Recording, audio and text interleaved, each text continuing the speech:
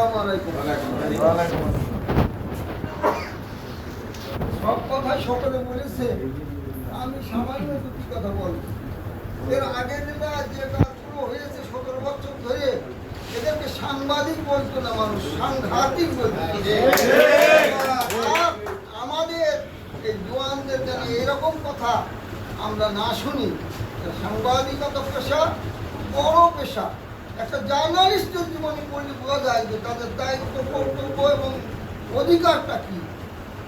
সেটা যারা সাংবাদিক করছে তারা যে জার্নালিস্টের জীবন নিশ্চয় করেছে এবং এই অভিজ্ঞতা আছে। তা সুন্দর সুষ্ঠ সংবাদ পরিবেশন করবেন, যাতে করে আমাদের মান, জীবননগরের মান উন্নত থাকে। মিথ্যাকে বর্জন করে, সত্যকে আশ্রয় করে, বুদ্ধ দ্বারা বিবেককে চালিত করে, ভক্তি সহকারে, ভালোবাসার মাধ্যমে প্রেমে অভিষ্ট লক্ষ্যে উপস্থিত হচ্ছেন। এই হচ্ছে কথা।